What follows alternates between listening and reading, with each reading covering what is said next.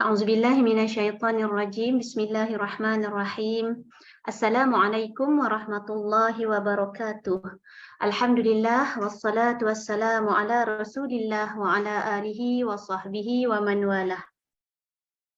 Subhanaka la ilma lana illa ma 'allamtana innaka antal alimul hakim. Alhamdulillahilladzi hadana li hadza wa ma kunna linahtadiya laula an hadana Allah. Allahumma anfa'na bima 'allamtana wa 'allimna ma yanfa'una wa zidna 'ilma. Rabbana yassir wa la tu'assir wa tammim bil khair. Rabbi zidni 'ilman. Amin ya rabbal alamin. Assalamualaikum Ustaz. Ustaz dah ready ke Ustaz? Ya, insyaAllah. Malam ni kita masuk Ummahatul Mukminin yang ke-8 ke Ustaz? Ke-9 ya. 9 Silakan. Ummu Habibah. Ummu Habibah, baik. Silakan Ustaz. Okey, bismillah. Alhamdulillah, wassalatu wassalamu ala Rasulillah wa ala alihi wasallam. Assalamualaikum warahmatullahi taala wabarakatuh. Saya harap tidak terlalu bergema. Saya yakin dia bergema. Sebab saya ni begitulah, pindah rumah internet tu dekat rumah yang lama ni, maka rumah ni kosong. Gema dia teruk tak? Ke gema yang okey? Ini dengar bergema tapi boleh dengar lagi lah Ustaz. Okey. Dia bergema tapi boleh dengar. Saya rasa saya kena cakap sepatah-sepatah sikit kan. Ya Ustaz, gema tu macam ada gangguan sikit lah. Sikit-sikit je lah boleh insyaAllah. Sikit. Saya tak tahu macam mana caranya. Adakah saya kena buat nikah? Rasa macam lebih kurang tadi. Dalam bilik Ustaz. Ya, cuba Kena cara cari bilik ikut dalam bilik kecil sikit. Okey ke? Okey tu okey, tapi insyaAllah kita kena fokus betul-betul lah apa yang Ustaz cakap ni. Lain sikit suara lagi. Ke saya cuba pindah ruang lebih besar. Bergema ni puncanya apa ya? Ada tak saintis dekat sini? Kalau bilik besar dia lagi. Di tempat yang lebih kecil Ustaz. Tempat lebih kecil lagi tak bergema. Selalu macam tu. Macam tu ya? Selalu macam tu. Dia Dia lagi luas lagi bergema nanti. Ini macam dah bilik yang kecil dah. Tak apalah, saya rasa saya try. Kalau bukan TikTok sepatutnya dia tak bergema. Macam tu. Ni sound wave kan, saya tak tahu lah. Saya harap tak apa, kita try dulu, kita try. Kalau macam over sangat boleh komen boleh bagi tahu. Macam terganggu sangat, saya yakin terganggu, tapi saya cuba minimumkan dan boleh komen kalau macam tak dengar langsung ke apa. Okey. Bismillahirrahmanirrahim. InsyaAllah malam ni kita akan bersama dengan satu watak lagi, isteri Nabi SAW yang namanya Ummu Habibah. Ataupun nama asalnya adalah Ramlah binti Abi Sufyan. Ini yang saya sentuh sebelum ni lah, sama ada Juwairiyah binti Al-Harith dulu ataupun Ummu Habibah. Sebab ada sedikit pertikaian dari segi urutannya. Kerana apa nama ni, apa saya nak sebut ni, peristiwa Muraisy yang kita sentuh pada pertemuan yang lepas tu ada khilaf. Dia berlaku sebenarnya tahun berapa Hijrah, dan Ummu Habibah itu sendiri pun ada khilaf. Dia bernikah dengan Nabi sama ada sebelum Nabi berhijrah ke Madinah ataupun selepas Nabi berhijrah sebelum Ummu Habibah sampai ke Madinah. Itu pun ada khilaf. Tapi apapun yang penting kita percaya yang apa yang berbaki dalam sirah ini sudah cukup sebagai pelajaran untuk kita. Saya rasa itu satu pendirian yang sangat budiman yang kita boleh ambil lah. Sebab antara perkara yang mencabar bila bercerita tentang agama ini, terutamanya sirah Nabi SAW adalah datanya tak banyak. Datanya itu sangat berhad lah. Kita mungkin mengharapkan semuanya ada, tapi bayangkanlah tarikh kelahiran Nabi pun tak ada satu spesifik hadis yang sebut Nabi lahir sekian-sekian tarikh, hari dan sebagainya kan. Maka kita pun bersedia menerima kekurangan-kekurangan riwayat yang ada dengan satu kepercayaan yang apa yang Allah tinggalkan itu cukup untuk kita. Tak perlu tahu semua pun. Sekadar apa yang ada itu cukup sebagai pengetahuan yang bermanfaat untuk kita. Sebab juga satu kesalahan kalau kita over kepada mencari cerita yang akhirnya membawa kita kepada tenggelam dengan data yang sangat banyak, tetapi akhirnya tak boleh nak peranan dan berfungsi untuk mencapai tujuan sebenar. Kenapa kita nak belajar tentang apa yang kita belajar itulah. Maka malam ni tentang Ummu Habibah, sedikit pengenalan profil beliau, dan adalah beberapa cerita yang mencabar di sini, tapi kita akan, saya seorang yang tidak suka berahsia sesuatu yang saya tahu hanya atas sebab saya rasa nanti orang salah faham ke apa. Saya rasa ini ruang yang puan-puan pun dah invest masanya untuk bersama dalam ruang yang agak eksklusif ni, dan tentu sekali bertemu dengan cerita-cerita yang agak mendalam, agak terperinci dan barangkali agak mencabar untuk difahami, itu adalah satu nilai yang kita nak ambil dalam kelas kita juga kan. Maka saya akan ceritakanlah supaya dia membuka minda kita dan membuka pengetahuan kita tentang beberapa cerita dalam sirah yang sebenarnya wujud, tapi barangkali bila cerita dalam kuliah maghrib, tempat-tempat yang umum tu, kadang-kadang kebanyakan penceramah dia agak merahsiakan cerita itulah, kerana cerita tu tak boleh diceritakan dalam kuliah kan. Yang lebih sesuai ruang macam ni lah, yang lebih fokus supaya yang tak tahu boleh bertanya, dan kita pun tahu siapa yang bersama dengan kita. Masing-masing pun orang yang ada satu rasa tanggungjawab terhadap ilmu yang dia cari dan dia masuk dalam fikiran dia. Beliau adalah isteri kepada Ubaidillah bin Al-Harith. Ini adalah cerita mencabar dalam kisah Ummi Habibah, dan memang berlaku pertikaian dalam kalangan ulama sendiri pun, iaitu tentang status kemurtadan dia. Ubaidillah bin Al-Harith ni yang menariknya adalah dia yang pertama adalah anak kepada Safiyah binti Abdul Muttalib, maksudnya sepupu dengan Nabi sallallahu alaihi wasallam. Sepupu Nabi sallallahu alaihi wasallam. Dan bukan saja itu kedudukannya, dia juga merupakan seorang yang beragama Hanif. Kalau awal cerita sirah tu, kalau tuan-puan hadir mana-mana talk sirah ataupun kuliah sirah, antara tajuk-tajuk awal itu adalah Hunafa, mereka yang peluk, bukan peluk Islam. Hanif ini dalam bahasa Arab maksudnya berpaling. Mereka yang berpaling daripada agama jahiliah dalam masa yang Nabi pun belum ada lagi. Maka mereka hanya menolak saja ajaran jahiliah, tapi mereka tak tahu pun nak berpegang kepada apa. Antara yang paling masyhur adalah Waraqah bin Naufal kan. Siapa lagi? Ubaidillah bin Al-Harith, Zaid ibn Amr bin Al-Nufail, ayah kepada Sa'id bin Zaid kan. Siapa lagi? Dah tak keluar dah nama-nama dia. Adalah nama-nama yang tuan-tuan pun boleh semak. Itu semua adalah golongan Hunafa yang berpaling dengan ajaran jahiliah, tapi mereka tidak perlu apa-apa agama yang spesifik pun. Adalah sebagian, sebagaimana Ubaidillah bin Al-Harith ini yang perlu agama Kristian, tapi tetap dalam fikiran dia, dia masih tak temui kebenaran tu. Kerana agama Kristian sendiri pun bagi dia bukan agama yang paling tepat.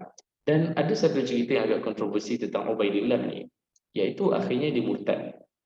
Dan ini adalah kisah murtad yang paling popular dalam sirah, dan dia mendapat kritikan lah sebenarnya oleh sama ada yang contemporary ataupun yang klasik. Tapi yang lebih banyak mengkritik cerita ini adalah yang contemporary. Supaya puan-puan faham juga kenapa ia menjadi satu kontroversi, sebab riwayat itu wujud dalam kitab Maghazi, kitab sirah, tapi dia bukan dalam bentuk hadis. Maksudnya tidak ada satu hadis yang sahih yang menceritakan tentang Ubaidillah ni murtad. Tapi cerita itu terkandung, diriwayatkan oleh para tabi'in, cucu cicit sahabat, menceritakan tentang murtadnya Ubaidillah bin Al-Harith. Sebab itu dia menjadi satu polemik. Maksudnya apa? Nak cakap cerita ni confirm salah, tak boleh juga. Nak cakap cerita ni confirm betul pun tak boleh juga. Maka dia jadi satu masalah. Dan orang pun berbeza pandangan sama ada murtad ataupun tidak. Dan cerita di murtad agak simple, iaitu diceritakan oleh Ummi Habibah sendiri sebenarnya. Dan ini disampaikan dalam kitab Maghazi, dia bukan hadis. Dan mereka menceritakan bagaimana Ummi Habibah cerita bahawa suami dia satu hari bersembang dengan dia, dan suami dia beritahu yang aku rasa agama Kristian ni lebih betul lagi daripada agama Islam. Dan ini berlaku di mana? Di Habsyah. Sebab Ubaidillah ni dia berhijrah ke Habsyah.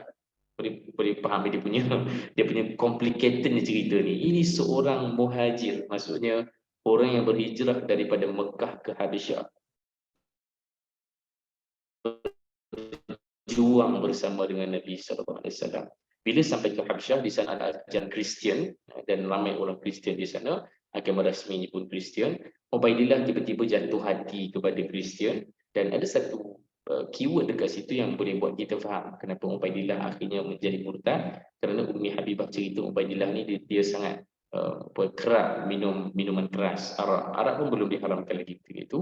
Maka mungkin atas faktor itu yang Ubaidillah ni jadi akalnya kurang sejahtera sikit, akhirnya dia jadi tertarik semula kepada Kristian dan ditinggalkan ajaran Islam. Dan Ummi Habibah menjadi balulah yang ditinggalkan oleh suaminya, kerana memang ajaran Islam, syariat Islam yang dengan musyrik tu dia tak boleh bersama, akhirnya dia bercerai lah. Dan Ubaidillah pun akhirnya menjadi Kristian. Ummi Habibah di Habisyah, dia hidup seorang dirilah dengan anak dia iaitu Habibah, hasil daripada pernikahan dengan Ubaidillah. Sekadar nak beritahu yang suaminya adalah Ubaidillah yang masyhur itu dalam sirah, yang didakwa sebagai murtad. Ada kritikan, tapi saya peribadi, apa pendirian saya rasa tidak ada masalah untuk mengatakan yang Ubaidillah memang benar-benar murtad. Tapi untuk yang mengambil pandangan dia tak murtad, silakan. Cuma adalah satu perkara yang agak memang cerita ni berat untuk diterima, tapi secara adilnya dari segi sejarahnya riwayat itu wujud dan tidak ada kritikan yang eksplisit di zaman klasik. Maksudnya ulama-ulama dulu tak kritik cerita tu. Kebanyakan kritikan tu datang daripada contemporary punya study. Maksudnya orang sekarang kritik kerana dia barangkali dia kurang boleh menerima ada sahabat yang murtad dan macam-macam faktor lain lah. Tapi tak ada masalah. Itu sekadar saya bagi tahu puan-puan lah supaya tahu ada cerita begini dalam sirah. Ayah kepada Ummu Habibah adalah Abu Sufyan. Kan nama asal dia adalah Ramlah binti Abi Sufyan. Dan Abi Sufyan ni siapa? Abu Sufyan ni pengganti Abu Jahal lah. Kan? Dia bukan orang kecil dalam kalangan musyrikin Mekah. Dia orang besar ni. Dia bukan orang yang di balik tabir. Dia memang frontliner, duduk di depan. Dia yang menjadi manager kepada perang Uhud, dan dia juga bersama dengan anak-anak sanak saudaranya memang sejak daripada awal lagi pun dah memusuhi Nabi SAW. Sampai ke akhirnya lah, dan dia hanya perlu Islam nanti betul-betul ketika pembukaan Kota Mekah.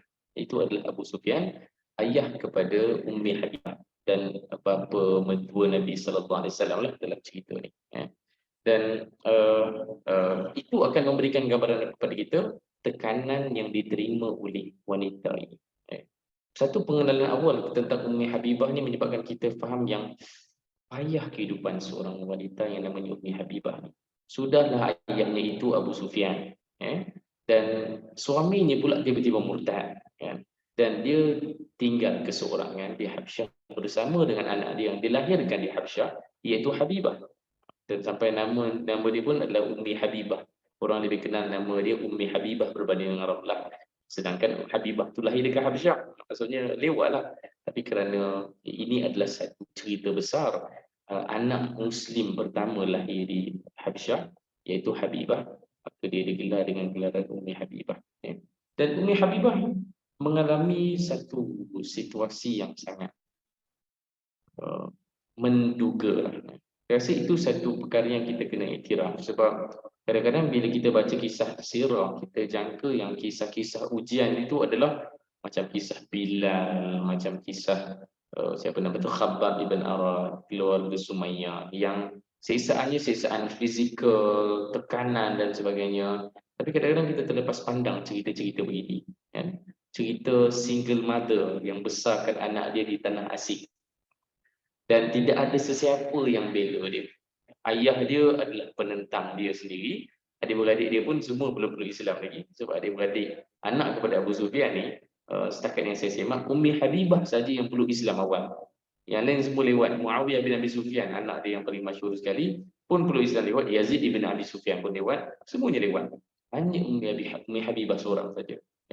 Untuk bayangkan betapa lonely-nya dia, terutamanya bila suaminya meninggal dunia. Dan dia berhijrah ke Habsyah setakat yang saya semak, kerana Habibah itu lahir di Habsyah agak awal. Maka dijangkakan dia pregnant ketika hijrah ke Habsyah. Untuk bayangkan, ini satu cerita yang luar biasa, kan? Dan mustahak untuk kita iktiraf. Oh, ini adalah pengorbanan dan ujian yang dilalui oleh seorang wanita. Dan supaya kita tidak over masculinekan bentuk ujian tu, sebab kadang-kadang orang fikir ujian ni semua yang berdarah-darah saja. Sumayyah tu cerita khusus, maksudnya dalam sirah Sumayyah tu special lah, sebab dia mungkin satu-satunya perempuan yang kita tahu menerima tekanan fizikal sebagai rupa. Tapi kebanyakan wanita ni ceritanya kadang-kadang kita terlepas pandang, sedangkan mereka turut diuji sebagai single mother, kan? Dan ini sangat menyedihkan bagaimana kita kadang-kadang, saya pun bila baca cerita Ummah Habibah sebelum ni pun tak perasan, oh dia ni single mother, payah kehidupan macam tu. Macam mana nak uruskan anak, macam mana nak sara keluarga. Sedangkan dia berada di tanah yang asing, iaitu Habsyah. Nak pulang semula ke Mekah, tak ada siapa nak membela, nak pergi ke mana pun tak boleh. Dan akhirnya dia kekal di Habsyah.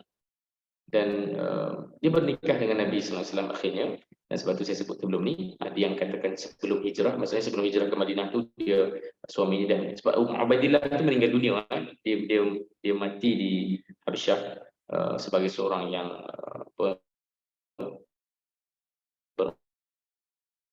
menganut ajaran Kristian lah.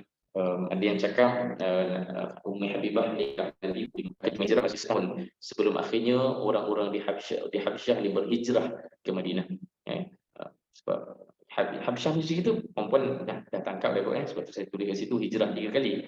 Dia hijrah ke Habsyah, patah balik semula ke Mekah, hijrah semula kali kedua ke Habsyah, dan akhirnya dia hijrah pula ke Madinah pada tahun 6 Hijrah bersama dengan semua muslimin daripada Habsyah dan bertemu dengan Nabi SAW selepas perang Khaybar. Faham yang ini cerita yang menakjubkan untuk seorang perempuan tadi. Okay.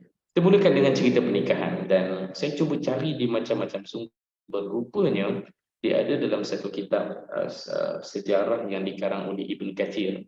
Ibn Kathir ni selain daripada dia ada tafsir Al-Quran Al-Azim tu, tafsir Ibn Kathir tu, dia ada satu kitab sejarah dia, Al-Bidayah wal Nihayah. Dan saya sangat suka untuk guna kitab ini selain daripada kitab Zadul Ma'ad oleh Ibn Al-Qayyim, kerana kitab-kitab ini adalah antara kitab yang mausu'i. Mausu'i itu maksudnya dia telah bantu kita untuk kumpulkan segala riwayat yang ada tentang sesuatu cerita sejarah lah, dan terutamanya sirah yang menjadi tumpuan kita pada kuliah kita ni.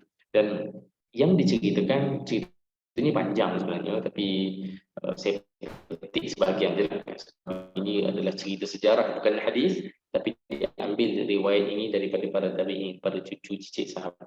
Dan ceritanya adalah satu ketika, sebenarnya lebih panjang daripada itu.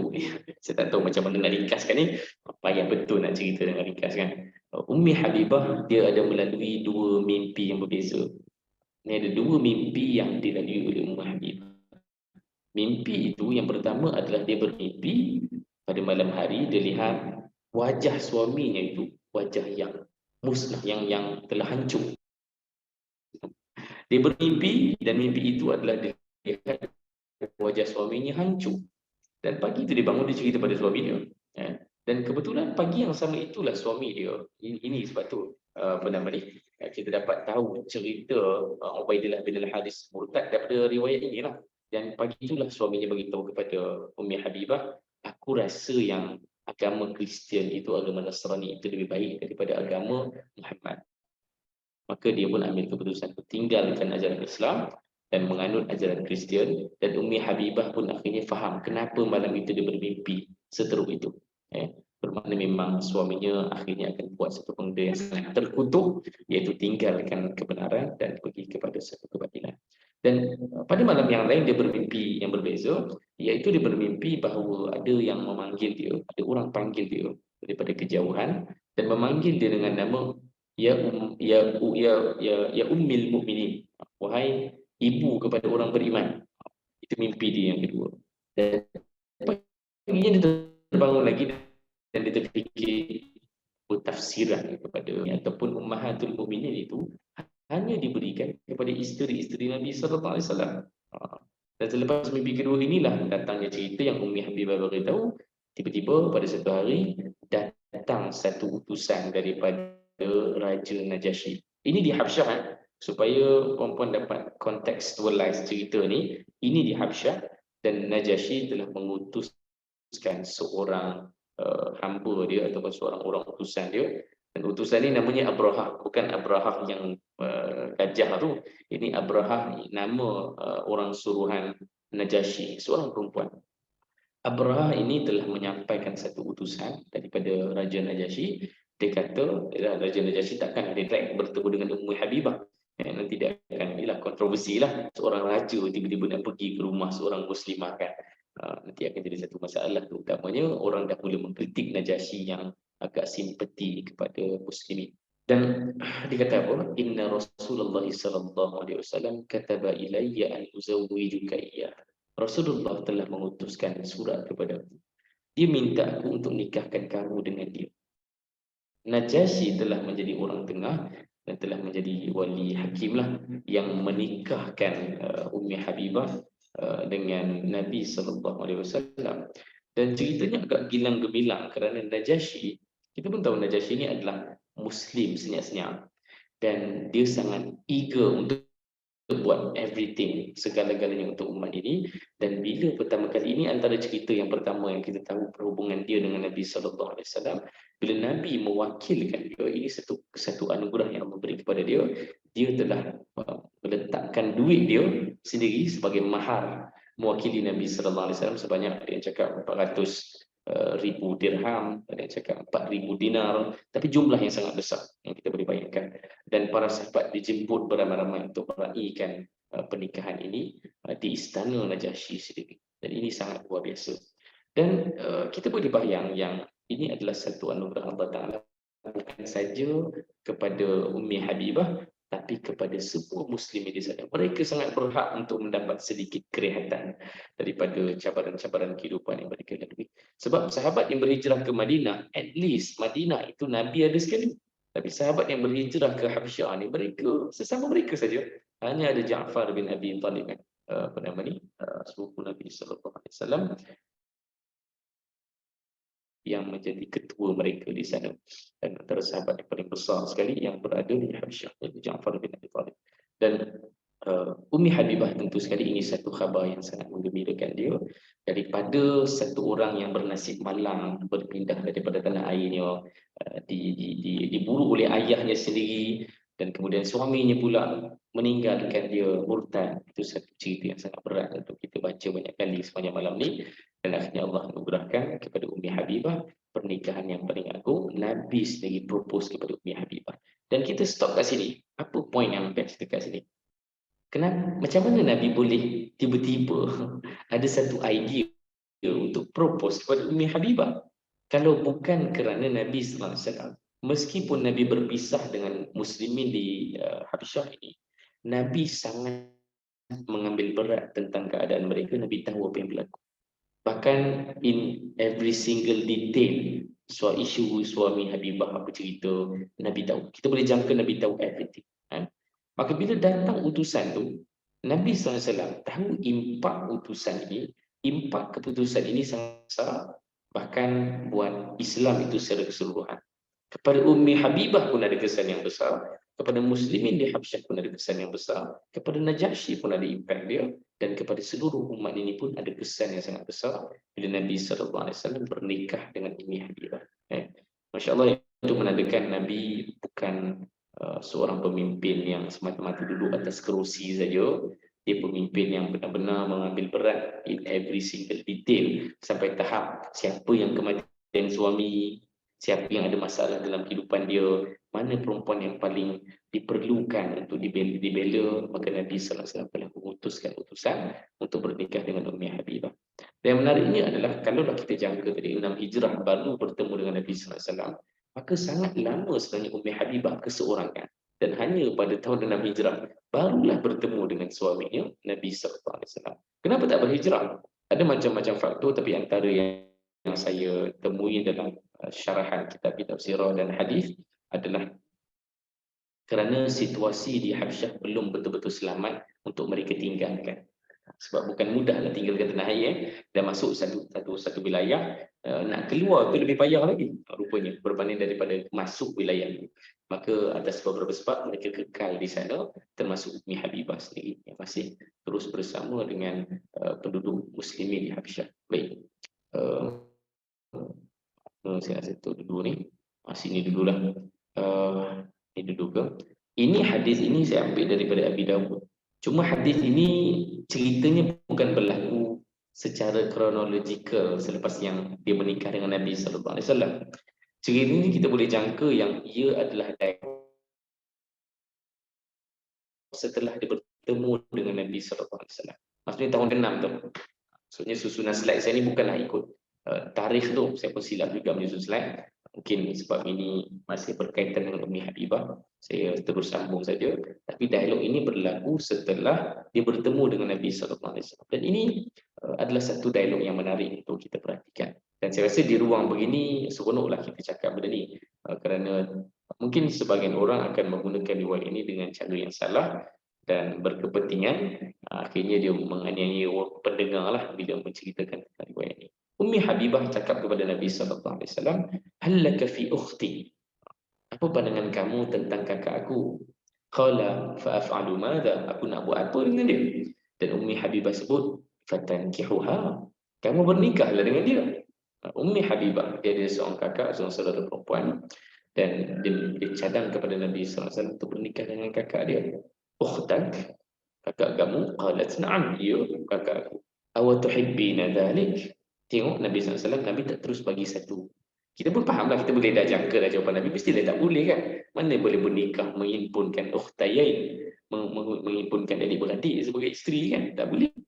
Dan tengok Nabi tak terus jawab direct. Nabi tanya apa? "Aw tuhibbina dhalik?" Kamu suka ke aku bernikah dengan kakak kamu? Nabi tanya begitu. Dan kerana Nabi inilah baru kita dapat pelajaran daripada hadis ini. Dia kata apa? Lastu bi mukhliyatin. Saya cakap juga apa lah maksud mukhliyah ni. Saya tak boleh tangkap apa maksud mukhliyah. Tapi bila semak dalam syarah hadis, rupanya mukhliyah ini adalah apa nama ni? Dia mim tu mim fa'il tu. Mukhliyah itu merujuk kepada macam muslimah, mukhliyah. Aku ni bukanlah seorang mukhliyah, maksudnya orang yang suka menikmati keseronokan ataupun nikmat itu sendiri-sendiri. Aku bukan selfish, itu maksud dia. Aku ni bukan seorang yang selfish. Wa ahabbu man syarakani fi khairin ukhti. Aku suka kalau ada orang lain yang dapat berkongsi nikmat yang aku terima ini, dan orang itu aku harapkan adalah kakak aku sendiri. Faham ya? Mukhliyah punya point ke situ. Dan inilah pelajaran besar dekat sini. Yang berbahaya kalau disentuh ikut suka hati. Takut kita duk fikir isteri esok kalau suami nak poligami, gunakan hadis ni. Kena benarkan suami poligami. Dia bukan begitu poin hadis ni. Tapi poin hadis ni adalah bagaimana sikap tidak selfish itu yang kita boleh belajar daripada Ummi Habibah. Nabi SAW tidak pun tergesa-gesa, tidak pun very excited sampai jom esok sekarang. Tak, dia bukan macam tu. Nabi sendiri tengok soalan Nabi, "Aw tuhibbina dhalik?" Kamu suka aku buat begitu? Nabi pun bertanya kepada Ummi Habibah, kenapa dia minta menikah dengan kakak dia. Ini menandakan yang poin terbesar hadis ini adalah menceritakan bagaimana antara sikap seorang muslimah dan muslim adalah dia sangat tidak selfish bila dia menikmati sesuatu.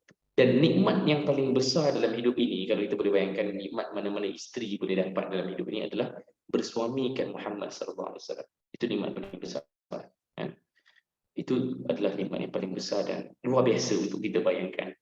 Kalau kita ialah orang yang paling agung sekali menjadi orang yang akan baring di katil yang sama dengan kita, itu satu perkara yang luar biasa.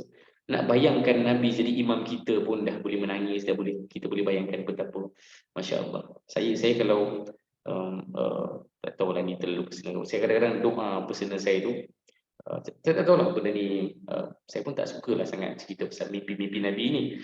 Sebab saya rasa benda tu mustahil untuk kita confirm pasti itu adalah Nabi. Tapi antara selalu doa-doa saya adalah, ya Allah bagilah tengok wajah Nabi sallallahu alaihi wasallam dalam mimpi aku. Sebab kita cerita pasal Nabi sepanjang hidup kita ni. Dan saya secara peribadi pun memang di mana-mana pun tentang sirah lah kan, tentang Nabi sallallahu alaihi wasallam. Dan saya sedih kerana saya tak dapat bayangkan pun wajah Nabi sallallahu alaihi wasallam. Okay. Saya harap saya dapat bermimpikan wajah Nabi, kurang-kurang lepas ni bila saya cerita dapat membayangkan wajah itu, tapi saya tak suka juga. Akhirnya itu akan menyebabkan kita tu over pula cerita yang aku mimpi Nabi dan aku ni ada kelebihan khusus pula. Dia bukan dengan tujuan tu, tapi dengan tujuan itu cinta kita. Kita harap dapat lihat wajah Nabi, dapat berkenalan dengan Nabi sallallahu alaihi wasallam. Itu doa kita sama-sama lah, mudah-mudahan Allah mempertemukan kita dengan Nabi sallallahu alaihi wasallam, mempertemukan kita dengan para ummahatul mukminat, ummahatul mukminin yang kita bincang sepanjang kuliah kita ni. Saya rasa itu antara kebahagiaan yang luar biasa lah. Saya pun tak tahu nak sebut macam mana kan. Dia macam Nabi sendiri masa peristiwa Isra' dan Mi'raj, minggu depan Isra' Mi'raj ni kan Nabi pun bertemu dengan para anbiya buat pertama kali kan. Itu pun satu kebahagiaan besar buat Nabi sallallahu alaihi wasallam. Yang selama ni dengar nama para anbiya tu banyak dalam Quran, tapi Nabi tak pernah nampak. Nabi tak boleh nak imagine macam mana wajah Nabi Ibrahim. Kalau baca riwayat Isra' Mi'raj tu detail, puan pun akan jumpa bagaimana Nabi sallallahu alaihi wasallam very excited menceritakan muka Nabi ni macam sahabat ni. Muka Nabi ni macam kau, muka Nabi macam ni, dan muka Nabi Ibrahim sama macam muka aku. Nabi sampai cakap macam tu, menunjukkan Nabi sangat excited dan Nabi perhatikan wajah-wajah para anbiya ni dengan penuh gembira lah. Dan kita harap kita pun dapat kegembiraan yang sama bila satu masa nanti kita dapat lihat wajah Nabi, wajah sahabat, wajah ummahatul mukminin insya-Allah. Dan itu pelajaran di sinilah bagaimana dia tidak selfish, dan dengan nikmat yang paling besar ni pun dia boleh sudi untuk mengagih-agihkan kepada orang lain, terutamanya adik kakak di sini. Dan Nabi sebut pada dia, bahkan Ummi Habibah menawarkan dua orang sebenarnya. Kalau bukan kakak aku, sebab Nabi cakap fa innaha la tahillu li, kakak kamu tu tidak halal untuk aku bernikah dengan dia. Dan Ummi Habibah tawarkan yang seterusnya, kalau macam tu macam mana dengan Durrah ataupun Zurrah binti Abi Salamah. Sebab Abu Salamah ada seorang anak namanya Zurrah ataupun Durrah binta Ummi Salamah. Nabi sebut pun tak boleh juga, sebab dia adalah Rabibati, dia adalah anak anak-anak tiri Nabi sallallahu alaihi wasallam lah. Dan kalaulah dia bukan anak tiri Nabi pun tak boleh juga, sebab dia adalah anak kepada Abu Salamah yang merupakan adik-beradik susuan Nabi sallallahu alaihi wasallam. Dan Nabi bagi satu ayat ahkam dekat ujung tu, fala ta'arradna alayya banatikunna wala akhawatikunna, dan janganlah tawar kepada aku anak-anak kamu ataupun adik-beradik kamu kerana aku tak boleh bernikah dengan mereka. Ummi Habibah bukan tak tahu, cumanya dalam kes ni, dalam syarah hadis menceritakan apa, Ummi Habibah ingatkan ada perlepasan khusus untuk Nabi. Nabi SAW kan ada perlepasan khusus yang Allah beri kepada dia kan. Sepatutnya boleh nikah 4, Nabi boleh nikah lebih daripada itu kan. Tapi dalam kes ini Nabi tidak diberikan satu klausa khusus untuk buat berbeza dengan syariat dengan orang lain. Syariat untuk Nabi SAW sangat saja. Baik, ini antara nilai yang kita boleh belajar daripada Ummi Habibah. Next, Muqatil ibn Hayyan pula, Muqatil ibn Sufyan, seorang tabi'in, meriwayatkan, dan Ibn Katsir petik kata-kata dia, dan dia mengatakan bahawa ayat ini, iaitu ayat Mumtahanah, ayat ke-7 ni adalah ayat yang berkaitan dengan pernikahan Nabi dengan Ummi Habibah. Yang lepas kita sebut tentang Juwairiyah bintul Harith, yang pernikahannya itu menyebabkan seluruh kaumnya peluk Islam, dan juga seluruh kaumnya pun mendapat semula harta, kekuasaan, tanah mereka, kebun-kebun mereka, semuanya dipulangkan semula atas keislaman Juwairiyah bintul Harith. Tapi bagaimana dengan Ummi Habibah? Hikmah pernikahan Nabi dengan Ummi Habibah adalah sebagaimana yang dikatakan oleh ayat ini. A'udzubillahi minasyaitonirrajim. Asallahu an yaj'ala bainakum wa bainal ladzina 'adaitum minhum mawaddah. Wallahu qadirun wallahu ghafurur rahim. Barangkali Allah nak jadikan antara kalian ni dengan orang-orang yang memusuhi kalian, itu antara kalian dengan musyrikin Mekah secara umum, dan antara kalian dengan maksud antara kamu wahai Muhammad dengan Abu Sufyan, sebab Abu Sufyan itu adalah bos kepada musyrikin Mekah setelah zaman Abu Jahal adalah Abu Sufyan. mostly perang-perang yang berlaku lepas itu Abu Sufyan adalah manager dia, menandakan dia orang paling besar ketika itu. Dan ayat ini beritahu apa? Boleh jadi Allah Ta'ala disebabkan cerita itu, Allah Ta'ala memberikan satu rasa mawaddah. Allah lontarkan rasa mawaddah ke dalam hati orang-orang yang memusuhi kamu, supaya mereka berbaik dengan kamu. Dan orang itu adalah Abu Sufyan secara khusus. Abu Sufyan memang antara yang saya jumpa dalam kitab riwayat juga mengatakan bagaimana Abu Sufyan mengetahui bahawa Ummi Habibah bernikah dengan Nabi sallallahu alaihi wasallam menyebabkan Abu Sufyan gembira. Beza dengan Abu Lahab. Kan Abu Lahab bila Nabi sampaikan dakwah kan dia ceraikan anak dia kan. Dia ceraikan anak dia dengan dua anak Nabi. Ada dua orang anak dia bernikah ataupun bertunang dengan dua anak Nabi, iaitu Ummu Salamah dengan Ruqayyah dengan Ummu Kulthum, yang kedua-duanya akan bernikah dengan Uthman ibn Affan. Abu Lahab automatik bila dia benci dengan Nabi, dia ceraikan dua anak dia. Bayangkan Abu Sufyan, dia gembira. Ini bahkan lebih baik daripada Abu Lahab. Dan kita boleh faham kenapa dia gembira. Kita boleh faham kenapa dia gembira. Kerana ini adalah Abu Sufyan, bukannya Abu Lahab, bukan geng-geng dulu. Sekarang ini musyrikin Mekah sudah mula nampak yang kuasa antara muslimin dan musyrikin Mekah tu sudah mula setara. Mereka mula nampak perlu diplomatik kepada muslimin, bukan lagi kena ofensif, serang, perang saja. Maka bila Nabi sudi untuk menikah dengan anak kandung dia, ini satu khabar yang gembira untuk Abu Sufyan. Dan ada cerita dalam sirah juga menceritakan, saya tak menyatakan pula riwayat panjangnya dalam slide saya, bagaimana Abu Sufyan bila bernikah, Nabi telah bernikah dengan Ummi Habibah, dan Ummi Habibah pun dah sampai ke Madinah. Abu Sufyan dia pergi Madinah dan dia berhasrat untuk bertemu dengan Nabi sallallahu alaihi wasallam. Pertama sekali dia bertemu dengan siapa? Dengan Ummi Habibah. Tak perlu jumpa orang lain, jumpa anak sendirilah untuk dapat syafaat Ummi Habibah ni. Maksudnya apa? Sebab dia jangka yang dengan Ummi Habibah ni mestilah ada diskaun yang Nabi boleh beri pada aku.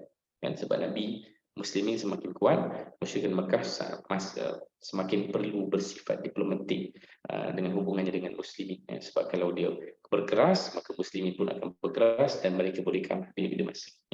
Maka Abu Sufyan jumpa dengan Ummi Habibah dan negosiasi, dia negotiate, aku nak bertemu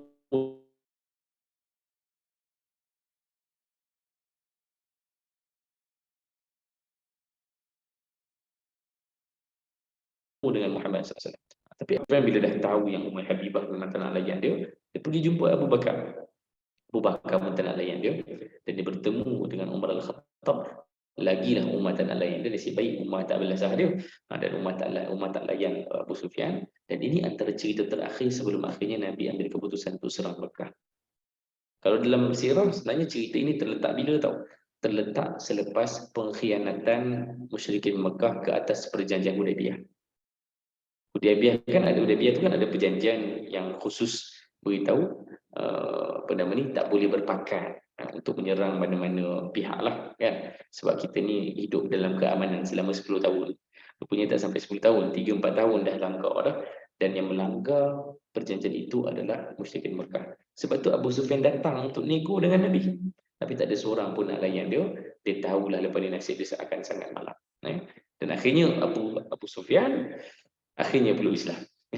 Dan Nabi berikan kelebihan yang khusus untuk Abu Sufyan. Bila sampai di Mekah tu Nabi cakap, siapa yang masuk rumah Abu Sufyan, siapa yang duduk di dalam Masjidil Haram, dia terselamat. Itu yang boleh ditafsirkan melalui ayat ini, bagaimana Ummi Habibah memberi kesan keislamannya kepada Abu Sufyan itu sendiri. Baik. Dan Abu Sufyan antara ayat yang popular nak sentuh ni, ada banyak masa lagi ke? Sekarang pukul baru 10:09 minit. Ada masa dia. Ini antara ayat Abu Sufyan setelah pembukaan kota Mekah. Dalam hadis Abu Sufyan beritahu apa? Kana al-muslimuna la yanzuruna ila Abi Sufyan wa la yuqa'iduna. Tafsirannya apa? Orang muslimin ni tak hirau pun tentang Abu Sufyan, tak nak duduk pun dengan dia. Kerana atas sebab-sebab yang kita boleh fahamlah. Sebab Abu Sufyan ni dahlah dia tu bermusuh, dan dia adalah big boss kepada musyrikin Mekah. untuk Nabi sallallahu alaihi wasallam memberikan satu kelebihan khusus buat Abu Sufyan, dan memberikan keampunan kepada dia, itu satu perkara yang sahabat rasa tak selesa. Maka sahabat pun memang tak hirau dengan Abu Sufyan. Boleh faham? Orang-orang macam ni memang bila kita geram dengan dia, memang tak tengok, tak pandang dia lah. La yanzuruna ila Abi Sufyan wa la yuqaiduna. Tak nak duduk pun dengan dia, tak nak layan dia. Sedangkan bila orang peluk Islam, kan kita happy sepatutnya. Tapi para muslimin rasa tak happy dengan Abu Sufyan atas kelebihan yang dia dapat. Dan seketika itulah Abu Sufyan jumpa dengan Nabi SAW, dan ini memberi satu perspektif yang berbeza sahabat terhadap Abu Sufyan sendiri. Faqala Nabi sallallahu alaihi wasallam, ya Nabi, dia kata kepada Nabi, ya Nabi Allah, thalathun a'tituhunna, ada 3 perkara aku nak berikan. Dia kata kepada Nabi, ada 3 perkara aku nak beri. Qala na'am, Nabi sebut, ya, apa dia? Qala indi ahsanul arab wa ajmalaha ummi Habibah binti Abi Sufyan uzawwijukaha. Aku ada seorang perempuan cantik, Ummi Habibah. Ummi Habibah ni umurnya 25 tahun lebih muda daripada Nabi SAW. Dia bukan dalam kalangan isteri yang tua lah. Cantik, dan ia adalah antara Arab yang terbaik sekali. Keturunannya, kedudukannya. Uzawwijukaha, aku nikahkan dia dengan kamu. Dan sebab tu bila tengok syarah hadis ada yang mendatangkan satu kemusykilan lah. Adakah Nabi bernikah dengan Ummi Habibah setelah peristiwa ni? Sebab ini hadis pasal Batu Mekah ni. Tapi kesimpulannya, saya boleh simpulkan untuk puan-puan, sebenarnya itu tafsiran yang agak agak pelik lah. Kerana terlalu banyak bukti yang menunjukkan Ummi Habibah telah pun bernikah dengan Nabi di Habisyah, bukannya setelah pembukaan Kota Mekah. Yang dimaksudkan oleh Abu Sufyan dalam hadis ini adalah Abu Sufyan nak jelaskan kepada Nabi yang sebenarnya dia telah pun memberikan sesuatu kepada Nabi. Aku telah memberikan Ummu Habibah kepada kamu. Qala na'am, Nabi sebut, ya. Qala wa Muawiyah taj'alhu katiban baina yadayk. Sebelum ini Ummu Habibah yang telah diberi. Yang kedua ini adalah Muawiyah, aku berikan dia kepada kamu, kamu jadikanlah dia katiban baina yadayk. Katiban ni bukan juru tulis saja, sebab juru tulis zaman itu macam sekretari lah. Sekretari ni apa? Setiausaha. Setiausaha tu bukan kerja dia tulis minit mesyuarat je kan. Setiausaha ni dia kena rancang kerja, dia uruskan jadual dan sebagainya. Dan dia mengutuskan Muawiyah. Dan Abu Sufyan ni kita kena tahu, dia family yang very educated. Dia boleh baca, boleh tulis. Dan Muawiyah pun antara segelintir sahabat yang boleh baca, boleh tulis. Dan otak dia seorang yang muda, akalnya akal yang cerdas lah. Dan Abu Sufyan sebut, aku berikan Muawiyah kepada kamu. Dan kamu gunakanlah dia sebagai sekretari. Yang kedua ni, kalau Ummi Habibah tadi, yang telah diberi. Yang kedua ini, yang sedang diberikan kepada Nabi SAW. Dan dia pas Muawiyah kepada Nabi SAW.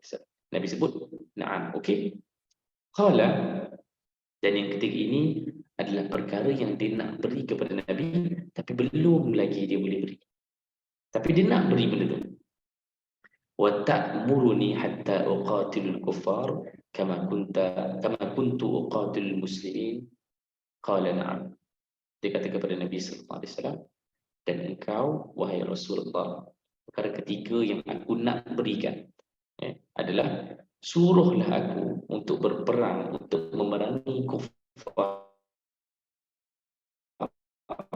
sebagaimana sebelum ini aku telah memerangi muslimin seluruhnya. Qala na'am. Baik, itu pun Nabi akan berikan. Dan Abu Sufyan memang matinya mati syahid. Bayangkan Abu Sufyan mati syahid. Kita tak boleh bayangkan dalam hidup ni. Antara satu prejudis kita yang macam, kita tahu benda tu berbeza dengan sahabat, tapi bukan benda yang senang lah untuk kita menerima orang yang selama ini buat jahat dengan kita, tiba-tiba dia nak duduk sebelah kita. Dia payah lah. Dia payah nak menerima realiti yang kau dulu punya lah tu kan, tapi hari ni kau nak duduk sebelah aku kan. Ataupun kau nak jadi bos aku. Ramailah, saya pun ramai kawan-kawan sekolah dulu, ini budak ni dulu lah kata, jadi ustaz lagi kan. Dan itu bukan senang untuk diterima, tapi itu realiti yang berlaku pada sahabat. Bayangkan Abu Sufyan yang selama ni dok plan perang kepada para sahabat, akhirnya berperang bersama dengan para sahabat dan mati syahid sama-sama dengan para sahabat. Masya Allah, luar biasa. Ikrimah bin Abi Jahal bersama kan, kisah yang sama, anak kepada Abu Jahal, akhirnya mati syahid juga. Masya Allah, ini satu perkara yang luar biasa, akhlak yang luar biasa yang sahabat pamerkan, dan sesuatu yang kita boleh belajar daripada Nabi SAW, bagaimana untuk membentuk sikap itu, sikap tidak prejudis. Bahkan kepada orang yang paling layak sekali untuk kita prejudis pada dia.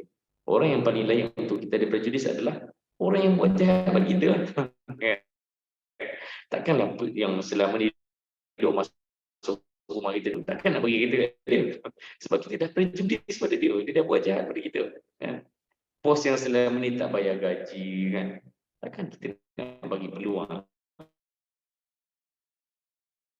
lagi layak untuk orang itu dapat prejudis kita. Jadi Masya Allah, Nabi dan para sahabat pamerkan sesuatu yang completely berbeza, dan kita perlu belajar bagaimana untuk kita menghadapi situasi yang sama. Sebab of course itu satu perkara yang fitrah untuk prejudis. Sebab sahabat pun prejudis. Macam ayat di awal kan, kanal muslimuna la yanzuruna ila Abi Sufyan. Orang muslim ini tak nak dekat dengan Abu Sufyan. Sebab mereka prejudis. Dan tak salah, Nabi tak tegur sahabat. Tapi Nabi pamerkan dulu contoh yang akhirnya akan diiktiraf oleh para sahabat. Akhirnya semua pun mati syahid dan semua pun bergelar sahabat. Luar biasa. Next, banyak lagi kita. Oh, 2 slide lagi. Okey, ini adalah doa Ummi Habibah. Antara yang menarik tentang Ummi Habibah ni, dia ada doa ni. Dan Ummi Habibah telah berdoa dalam satu peristiwa. Dia kata apa? Allahumma matti'ni bi zawji Rasulillah sallallahu alaihi wasallam wa bi Abi Sufyan wa bi akhi Muawiyah. Doa dia maksudnya apa? Ya Allah, datangkanlah kebahagiaan kepada aku dengan suami aku ini, Rasulullah sallallahu alaihi wasallam. Dengan ayah aku, maksudnya aku nak bergembira kerana ayah. Aku nak bergembira kerana Rasulullah. Aku nak bergembira kerana Muawiyah. Dan sebahagian tafsiran mengatakan ketika doa ini disebut, Abu Sufyan dan Muawiyah belum Islam ni. Doa ini disebut ketika ayah dan juga Muawiyah tu, ayah Ummu Habibah iaitu Abu Sufyan dan juga Muawiyah adik-beradik dia belum lagi Islam. Dia doakan doa begini. Antara terawal yang saya fikir bila baca doa ni, aku tahu. Lepas tu saya percaya dengan satu tips dalam berdoa, satu fiqh dalam berdoa yang diajarkan oleh para ulama terhadap kita adalah doa ni dia personal. Doa ni memang kena make it personal. Saya suka sangat kalau macam, tak tahulah, kadang mungkin kita ustaz kan, jiran minta kita doakan dia, jiran minta kita doakan anak dia. Saya cakap kualiti doa saya sama je dengan kualiti doa Tuhan. Saya ni ada dosa, Tuhan ada dosa. Beza kita ni ilmu je lah kot, adalah ilmu sikit kan saya belajar dulu. Tapi tak ada pun doa saya akan reach langit lebih tinggi daripada doa awak. Sebab tu doa ni dia sebenarnya doa masing-masing kan. Sebagaimana yang Allah sebut dalam surah Al-Baqarah tu kan, wa idza sa'alaka 'ibadi anni fa inni qarib. Kalau hamba aku minta sesuatu kepada kamu wahai Muhammad, beritahu kepada dia, aku dekat dengan dia. Minta direct je pada aku. Itu satu realiti dalam doa. Sebenarnya semua orang perlu doa. Sendiri pun tak perlu pun bergantung kepada mana doa orang lain. Of course boleh saja kalau istilahnya wasul, maksudnya kita nak berharap doa orang soleh mungkin berbeza, doa orang yang alim mungkin berbeza. Berbeza bukan berbeza dari sudut reach, tapi berbeza dari sudut siapa yang berdoa. Itu masuk tawassul tu. Sebab kita rasa kita berharapkan dengan orang soleh ini yang berdoa pada Allah Ta'ala, mudah-mudahan doa kita itu lebih berkualiti lah. Maksudnya yang berbezanya itu. Tapi hakikat doa ni sama je. Semua doa sampai kepada Allah Ta'ala. Itu saja. Dan akhirnya Allah akan menentukan doa itu makbul atau tidak, semuanya hak mutlak Allah Ta'ala. Dan Allah Ta'ala tak letakkan pun syarat doa itu orang soleh ke, ahli maksiat ke, tidak. Allah berikan satu keluasan bahawa hak mutlak Allah Ta'ala untuk memberikan keluasan kepada mana-mana doa. Tapi fiqh doa yang kita belajar dalam hadis ini adalah doa itu kena personal. Doa itu memang kena spesifik. Sebab dia menghadirkan hati. Hati ni dia akan hadir bila doa tu spesifik. Saya rasa saya secara apa namanya, dengan rendah hati saya cakap, barangkali saya mungkin faham bahasa Arab. Maksudnya kalau baca doa tu dalam bahasa Arab kan, kita faham lah. Tapi saya sendiri pun lebih rasa dekat dengan doa bahasa Melayu. Sebab saya orang Melayu. Maksudnya bila saya cakap, bila saya tanda tangan macam okey, ini doa dalam bahasa Arab. Tapi bila kita nak fikir bahasa Arab, nak translate bahasa Arab kan, doa-doa kita jauh sangat tu kan. Nak kena translate dulu kat otak kita, nak keluarkan lagi. Tapi bila tanda tangan doa dalam bahasa Melayu yang spesifik, apa dia? Anak aku sakit, siapa nama anak kamu, apa yang kamu harapkan, itulah yang akan menyebabkan doa kita semakin berkualiti. Sebab dia berupa rayuan kepada Allah Ta'ala. Sebagaimana doa Ummi Habibah, dia harap dia kekal bersama dengan Rasulullah SAW. Dia harap ayah dia juga bersama dengan dia peluk Islam, abang dia pun akhirnya peluk Islam, adik dia Muawiyah peluk Islam. Dan ketika itu Nabi nampak dan Nabi cakap kepada Ummi Habibah, innaki sa'altillahu li'ajalin madrubah wa ayyamin ma'dudah wa arzaqin maqsumah. Ini pun satu benda yang saya bila baca syarah hadis ni menarik. Sebab Nabi SAW tidak beritahu kepada Ummu Salamah jangan doa macam tu. Tapi Nabi ajarkan kepada Ummu Salamah, lengkapkan doa kamu tu. Supaya doa kamu itu, kamu faham sebenarnya akhirnya apa saja yang kita minta ni, itu adalah rayuan kita. Tapi kita kena percaya yang akhirnya harapan kita adalah Allah itu memberikan simpati kepada kita. Macam mana Allah memberikan rahmat Allah Ta'ala, terserah kepada Allah Ta'ala. Kita tak boleh nak paksa takdir Allah Ta'ala. Itu poin Nabi. Apa yang Nabi jawab? Nabi kata, engkau telah bermohon kepada Allah Ta'ala akan sesuatu li'ajalin madrubah. Maksudnya apa? Ajal tu, ajal lah. Ajal ni maksudnya ketentuan sebenarnya. Bukanlah kematian tu semata-mata. Ajal tu maksudnya ketentuan. Kamu minta kepada Allah Ta'ala sesuatu ketentuan yang telah Allah tetapkan. Kan semua takdir Allah dah tetapkan. Kamu minta benda tu. Wa ayyamin ma'dudah. Kamu minta sesuatu tempoh yang sebenarnya Allah pun dah tetapkan. Ma'dudah tu maksudnya dah ditetapkan. Hari-hari yang telah ditetapkan. Wa arzaqin maqsumah. Rezeki yang telah diagih-agihkan. Dan bayangkan, kebanyakan doa kita adalah itu. Bila kita minta Allah Ta'ala, ya Allah berikan aku pekerjaan yang stabil, contohnya. Kan sebenarnya itu takdir Allah Ta'ala. Allah dah tetapkan dah. Kan sebenarnya kita minta anak kita sihat. Kan kalau anak kita sakit pun Allah Ta'ala dah tentukan. Itu rezeki dia. Itu nasib dia. Dan ini menarik dalam doa Nabi. Sebab tu Nabi cakap apa? Lan yu'ajjil syai'an qabla halluhu atau yuakhiru syai'an an halluhu. Okey, seperti kat situ. Sesuatu itu yang telah Allah tetapkan tidak akan segera, tidak akan lewat. Tidak akan berubah. Maksudnya apa? Yang kamu rayu itu adalah benda yang sebenarnya Allah telah tetapkan. Dan tak salah, Nabi tak cakap salah. Tapi Nabi ajarkan supaya lengkapkan doa itu, supaya kita faham sebenarnya apa yang kita minta akhirnya semua Allah dah decide pun, Allah dah tentukan.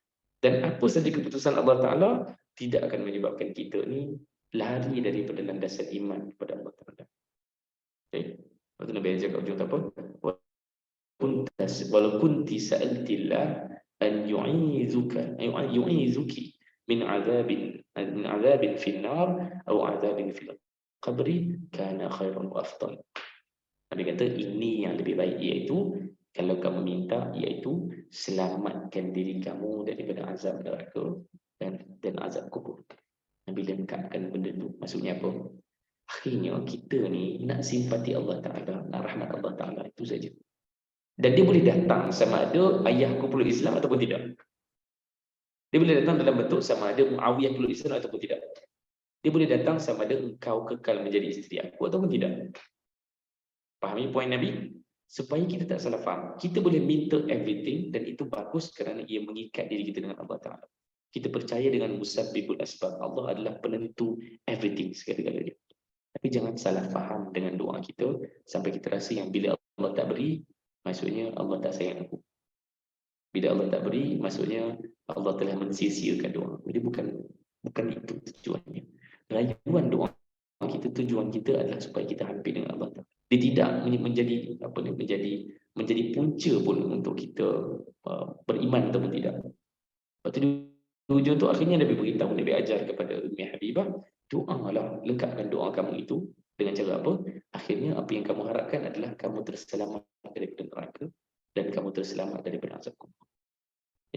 Itu yang belum lagi madrubah, belum lagi ma'dudah, belum lagi maksubah. Itu yang berhak untuk berubah. Tapi yang lain-lain itu terserah, semuanya hak mutlak Allah. Ini satu pelajaran yang menarik lah. Yang saya bila baca syarah hadis pun, ya Allah pening kepala sebab mereka bincang topik takdir. Itu falsafah sikit lah dan agak kritikal juga. Tapi cukup dengan apa yang saya sebut lah untuk perempuan faham apa maksud hadis ini. Dan akhir sekali adalah hadis yang sangat menarik ini. Jadi ini hadis slide terakhir kita untuk malam ni. Ini hadis Ummi Habibah yang paling menarik yang saya pernah dengar. Man shalla 12 rak'atan fi yawmin wa laylatin bunya lahu bihinna baitun fil jannati. Qalat, okey, cukup situ. Qalat Ummi Habibah. Ini contoh nanti kita sama. Nabi bersabda, siapa yang solat 12 rakaat sehari dan semalam akan dibina sebuah rumah untuknya di syurga. 12 solat tu solat apa? Dalam syarah hadis merujuk kepada solat qabliyah dan ba'diyah. Solat apa nama ni? Solat nafilah tu lah yang mengiringi kita punya solat fardu, iaitu solat qabliyah dan ba'diyah. Dan kenapa 12? Kalau kita kira juga tak 12. Macam-macam nombor ada. Sebelum subuh 2, sebelum zuhur dan selepas zuhur 2 ataupun 4. Dalam hadis ada sebut 2 ataupun 4. Sebelum asar 2, sebelum maghrib, selepas maghrib 2, sebelum isyak, selepas isyak 2. Dan ulama berbeza pandangan juga dari segi mengagihkan mana yang sunat muakkad, mana yang bukan sunat muakkad. Yang confirm lepas subuh tak ada, lepas asar tak ada. Itu tak boleh kan? Waktu haram untuk apa nama ni, ibadah. Waktu haram untuk salat lepas subuh dan juga lepas asar. Yang saya sebut tadi 12 tu kiraannya bagaimana? Terserah kepada mana yang perempuan belajar lah.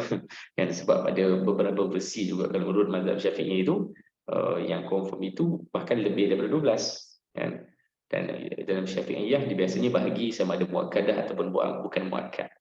Muakkad itu maksudnya apa? Sunat yang memang betul-betul confirm kan? Tinggi sikit martabatnya berbanding sunat yang bukan muakkadah. Dan sebab itulah berbeza sedikit nombornya. Tapi yang confirm, ia merujuk kepada solat yang mengiringi solat fardu kita. Nabi sebutkan dalam hadis ini. Dan Ummi Habibah sebut apa?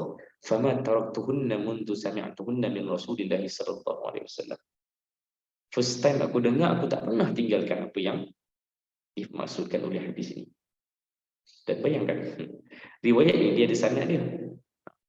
Anbasah, diambil hadis ini daripada Ummi Habibah. Amr bin Aus ambil hadis ini daripada Anbasah. Nu'man bin Salim ambil hadis ini daripada Amr bin Aus. Dan bayangkan, setiap orang dalam sanad ini yang mengambil hadis ini, mereka kata apa? Fama taraktuhunna mundu sami'tuhunna. Setiap perawi ini dia kata apa? Bila aku dapat hadis ni saja, bila aku dengar je, aku tak pernah tinggalkan 12 solat. Saya gerun nak cakap benda ni kan, sebab saya pun tidak sebaik yang boleh dibayangkan oleh hadis ini. Adakah kita merasai benda yang sama kan? Bila first time kita dengar hadis ni, adakah esok akan kita mulakan hari yang baru, kita akan berikan komitmen kepada solat nawafil kita, solat yang mengiringi solat fardu kita ni, qabliyah dan ba'diyah. Mudah-mudahan Allah berikan kita baitun fil jannah, rumah di syurga kelak. Bila ada rumah kat syurga maksudnya apa?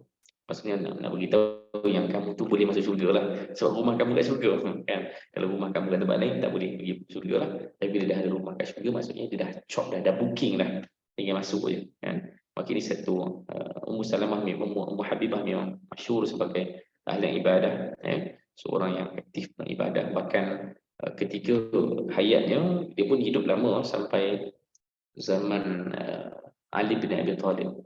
saya tak simak secara spesifik bila, tapi dia hidup selepas zaman Osman pun dia masih hidup lagi, umurnya agak panjang, dan beliau tidak pernah terlibat dengan mana-mana konflik. Fitnah zaman Osman lagi menarik. Kenapa fitnah zaman Osman menarik untuk Ummi Habibah? Kerana Osman tu kan family Banu Umayyah, dan Banu Umayyah tu adalah keluarga Abu Sufyan, dan Abu Sufyan tu adalah ayah kepada Ummi Habibah. Faham tak dia punya link dia? Zaman Osman ada satu fitnah, iaitu segelintir muslimin yang ramainya daripada Mesir datang komplain kepada Osman bin Affan, dan akhirnya berlaku satu fitnah. Mereka sampai tahap nak bunuh Osman bin Affan. Mereka kepung rumah Osman, dan Osman akhirnya tak nak keluar rumah, tak nak serahkan, sebab orang minta Osman untuk serahkan jawatan, lucut jawatannya. Tapi Nabi pernah sebut dalam sebuah hadis, wahai Osman, kamu kalau dah pegang, dah buka nama ni, apa hadis tu kamu kalau dah pegang sesuatu pakaian, jangan tanggalkan dia. Dan syarah hadis tu apa? Kamu dah pegang jawatan ni, jangan serahkan jawatan tu pada orang lain. Iaitu para pemberontak ni yang akhirnya mereka lah yang telah membunuh Osman bin Affan di rumah dia sendiri. Satu cerita yang sangat tragik. Tapi ada cerita yang berkaitan dengan Ummi Habibah. Apa dia? Ummi Habibah kan isteri Nabi, dan Ummi Habibah tu bintinya adalah Abu Sufyan. Dan Osman bin Affan, Masya Allah, bila berlaku fitnah, dia mengarahkan semua ummahatul mukminin untuk pergi ke Mekah, jangan duduk Madinah. Kerana Madinah ni tengah jadi satu fitnah besar, dia takut apa-apa berlaku. Tapi Ummi Habibah datang daripada jauh. Dalam diam, dia bawa bekalan air dekat dalam dia punya, apa nama ni, dalam pakaian dia, untuk diberikan kepada Osman. Sebab Osman ni tidak orang halang makan minum. Bayangkan, masjid, rumah Osman ni sebelah masjid je, sebelah Masjid Nabawi kan. Dan Zam-Zam tu kan dia puncanya. Maksudnya, Zam-Zam pun ada. Air di Madinah ni, kan apa nama, Osman lah yang wakafkan air itu. Dan Osman yang wakafkan tanah. Osman berikan segala-galanya untuk Madinah. Tiba-tiba dia sendiri dilarang untuk minum air daripada masjid. Dilarang untuk akses masjid Nabi SAW. Kerana pemberontak-pemberontak yang jahat ni. Maka Ummu Habibah datang daripada Mekah senyap-senyap untuk berikan ini kepada Osman. Tapi bila ada orang-orang tengah jalan pemberontak tu nampak dia, dan dia tahu siapa Ummi Habibah, dia cek Ummi Habibah, bila dia jumpa air tu dia buang. Dan itulah cerita yang sangat sedih. Akhirnya Osman pun syahid di tangan para pemberontak ini. Ummi Habibah di akhir hayatnya adalah dialog-dialog yang menarik, yang saya rasa nanti kita buat kesimpulan untuk cerita Ummahatul Mukminin ini. Akan ada satu dialog daripada Ummi Habibah bila dia mengingatkan para isteri yang masih berbagi ketika itu, betapa segala yang berlaku selama ini biarlah berlalu. Akhirnya kita ni pun adalah miskin, adalah mengharapkan keampunan Allah Ta'ala. Itu satu cerita yang boleh saya kongsikan tentang Ummi Habibah. Mudah-mudahan dia merangkumi segala pengetahuan yang kita tahu tentang Ummi Habibah dan memberikan pelajaran yang pelbagai lah yang perempuan boleh cari daripada kisah ini, insyaAllah. Baik, itu saja. Kita buka kalau ada soalan. Ada soalan kat ruangan chat, Ustaz? Ustaz nak baca ke Ustaz nak baca? Saya baca. Okey. Saya cari soalan ke atas. Okay. Jadi Ustaz, Sayyidina Muawiyah masuk Islam sama time dengan ayahnya. Masa ni belum atau sesudah Fathu Mekah. Kalau ikut riwayat, Muawiyah ini peluk Islam waktu yang sama dengan ayah dia. Sebahagian tafsiran kata Muawiyah peluk Islam sebelum ayah dia. Tapi dia peluk Islam secara rahsia. Dia dua versi untuk kisah Muawiyah. Tapi yang confirm Muawiyah ni dia aktif hanya selepas Fathu Mekah. Dan dia bukan sahabat yang besar. Maksudnya Muawiyah ni adalah sigharus sahabat. Maka saya punya pendirian adalah Muawiyah ni dia memeluk Islam mungkin lebih awal daripada ayah dia, tapi tidaklah sebelum peristiwa pembukaan Fathu Mekah. Maksud saya bukanlah bertahun-tahun sebelum tu, boleh jadi sekitar bulan-bulan tahun yang sama dengan peristiwa pembukaan Fathu Mekah. Lagi soalan, bagaimana dengan takdir mu'allaq? Ramai para asatidzah syarahkan boleh berubah bila disertakan dengan usaha rezeki serta jodoh. Ya, memang ada sebuah hadis Nabi sebut doa itu boleh mengubah takdir. Itu hadis sahih. Doa itu boleh mengubah takdir. Ini yang sebenarnya bersifat falsafi sikit. Saya takut benda ni terlalu falsafah sampai dia jadi benda yang apa ya, melatih akal tu baguslah. Tapi situasi kita ni kita nak dapat sesuatu yang mungkin praktikal kan. Tapi saya cuba sederhanalah menjawab soalan ni. Ya, hadis itu memang maksudnya adalah takdir boleh berubah dengan doa. Doa kita boleh mengubah takdir. Tapi maksud hadis itu bila disyarahkan oleh, ini betul saya sebut dia agak bersifat falsafi sikit. Maksud hadis itu adalah menyuruh kita untuk berusaha berdoa dan mencari inisiatif. Mencari inisiatif maksudnya contoh jodoh ke, kesihatan ke. So kita kena buat sesuatu untuk kita sihat, buat sesuatu untuk kita dapat jodoh, buatlah segala-galanya bekerja untuk dapat gaji, rezeki dan sebagainya. Dan di hujungnya kita berdoa. Di awal kita berdoa, di hujung pun berdoa juga, ketika pun berdoa juga kan. Tapi akhirnya kita akan datang kepada Allah Ta'ala, ya Allah berikan aku. Ya Allah tukar, ubah. Dan hadis tu, kalau doa boleh mengubah takdir, maksudnya adalah, tujuannya adalah untuk menggalakkan kita berharap, submit kepada Allah Ta'ala. Tapi hakikat segala-galanya, takdir itu, hanya Allah yang layak tentukan. Dan kalau takdir itu berubah, itu kerana Allah yang ubah. Bukan kerana kita yang menyebabkan benda itu berubah. Faham ke? Dia falsafi sikit lah. Supaya kita faham yang akhirnya, hakikatnya, doa itu sebenarnya bukanlah doa kita untuk mengubah takdir. Tapi kerana Allah Ta'ala, atas sebab-sebab yang hanya Allah saja tahu, Allah ubah takdir itu. Takdir boleh berubah, tapi dia bukan satu syarat dengan doa kita ke dengan apa ke. Semuanya Allah yang tentukan. Betul, takdir ini adalah soalan yang paling rumit pun untuk dibahaskan kerana dia sesuatu benda yang, satu makhluk yang kita tak tahu macam mana dia bekerja. Hanya Allah Ta'ala saja yang menguruskannya. Dan kerana takdir ini adalah benda yang belum berlaku kan. Maksudnya, benda yang belum berlaku. Dan bila ia berlaku, baru kita tahu yang itu adalah takdir. Sebab tu asas kepada iman kita adalah kita percaya hak mutlak takdir itu hanya Allah Ta'ala saja.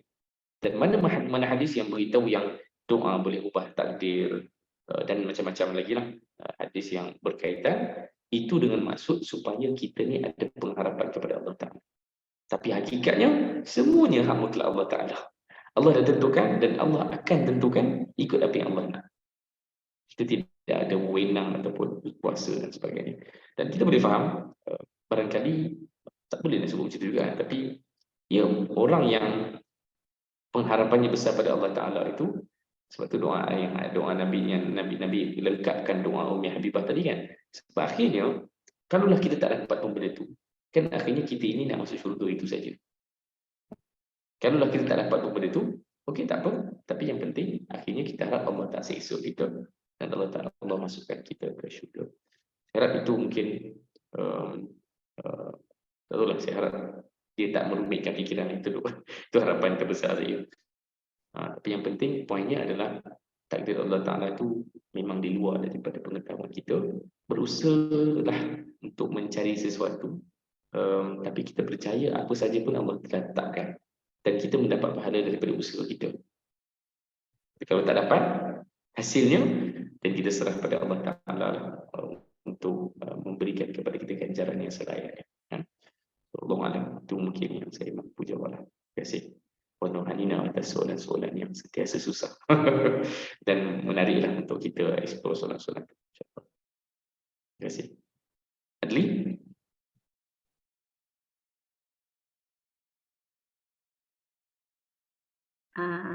Tak ada Ustaz, dekat FB pun tak ada. Tak ada. Okay, insyaAllah. Saya minta maaf ada masalah teknikal ke apa, kekurangan saya untuk malam ni. Okey je, boleh dengar jelas je. Walaupun ada gemes sikit je, tapi boleh dengar. Alhamdulillah. Kak Lina cakap, terima kasih Ustaz, layan soalan susah Kak. Pengakuan. Jadi, Alhamdulillah, jazakumullah khairan Ustaz dan semua. Sebab dah lewat malam kan. Kita mula lewat sikit kan. Jadi kita akhirilah kelas kita dengan tasbih kafarah. Subhanakallahumma bihamdika asyhadu an la ilaha illa anta astaghfiruka wa atubu ilaik. Wa sallallahu ala nabiyyina Muhammad wa ala alihi washabihi ajma'in walhamdulillahi rabbil alamin. Wassalamualaikum warahmatullahi wabarakatuh. Kasih semua, kasih Ustaz. Terima kasih. Assalamualaikum. Terima kasih semua. Terima kasih Niza, Puan Syida. kasih semua. Simpan soalan minggu depan. Tak apa, saya PM Ustaz nanti insyaAllah. Saya PM Ustaz. Terima kasih semua. Jumpa lagi insyaAllah minggu depan. Terima kasih Ustaz yang menyampaikan. Kami teruja lah walaupun dah malam, tapi sebab sirah ni jarang kita utarakan. Jadi semangat juga lah walaupun dah 10 lebih, tapi buat semangat insyaAllah. Ilmu ni jarang-jarang ditengahkan. Terima kasih semua insyaAllah. Kita jumpa lagi minggu depan ya. Terima kasih semua. So dengan itu saya akhiri semalam dengan lepas. Assalamualaikum warahmatullahi wabarakatuh. Waalaikumsalam warahmatullahi.